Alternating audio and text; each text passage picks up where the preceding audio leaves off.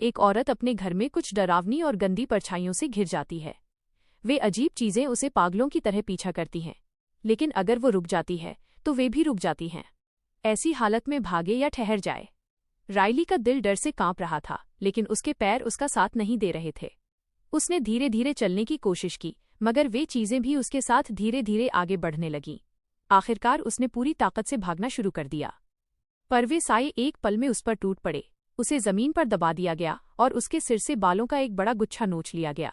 अगले ही पल कुछ भयानक होने वाला था। डर के मारे राइली बेहोश हो गई। जब उसे होश आया वो अस्पताल में थी। उसकी माँ को कुछ समझ नहीं आया। राइली ने अपने सिर के उस हिस्से को छुआ जहाँ से बाल उखाड़े गए थे। उसे समझ नहीं आ रहा था कि जो हुआ वो सच था या भ्रम। तभी उसकी माँ का चेहरा अचानक बदल गया। उसकी माँ जैसे किसी बुरी आत्मा के वश में आ गई। राइली घबराकर ड्रिप की ट्यूब खींचने लगी। उसी समय उसने देखा कि उसकी माँ कांच का टुकड़ा उठाकर अपने गले में घोंप रही है। राइली को अपने हाथ गीले महसूस हुए। जब उसने हाथ उठाकर देखा, कांच का टुकड़ा उसी के हाथ में था। वो इस सच्चाई पर विश्वास नहीं कर पा रही थी। डर के मारे वो कपड़े पहनकर अस्पताल से भाग निकली। रास्ते में उसे उसकी दोस्त मिली, जो उसे देखने आई थी। राइली ने उसे तुरंत अंकल के पास चलने को कहा, लेकिन वहां पहुंचने से ठीक पहले राइली को उसी दोस्त का फोन आया। मैं तुम्हें कॉल करने वाली थी। असल में वो दोस्त कभी अस्पताल आई ही नहीं थी। जिसे राइली देख रही थी वो सिर्फ एक भ्रम था, बुरी आत्मा की चाल।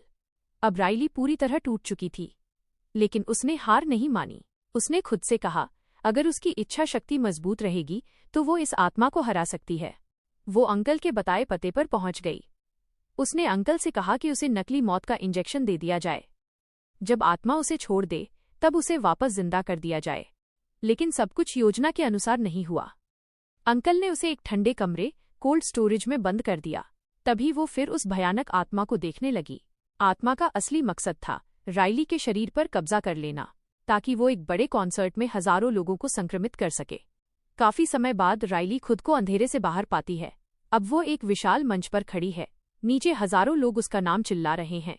भीड़ में उसकी मृत माँ भी खड़ी है। यह कैसे संभव है? अचानक वो अपने जैसी ही एक और औरत को देखती है। उस औरत के चेहरे पर एक डरावनी मुस्कान थी। वो अपने पेट को चीर देती है।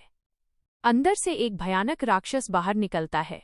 वो राक्षस राइली का मुंह फाड़ देता है। इसका मतलब अब राइली पूरी तरह उस बुरी आत्मा के कब्जे में है। नीचे खड़ी भीड़ को अभी खतरे का अंदाजा नहीं था। उन्होंने सिर्फ इतना देखा कि राइली अचानक गिर पड़ी, फिर झटके से उठ खड़ी हुई, और फिर उसने सबके सामने माइक्रोफोन अपनी आंख में घोंप दिया।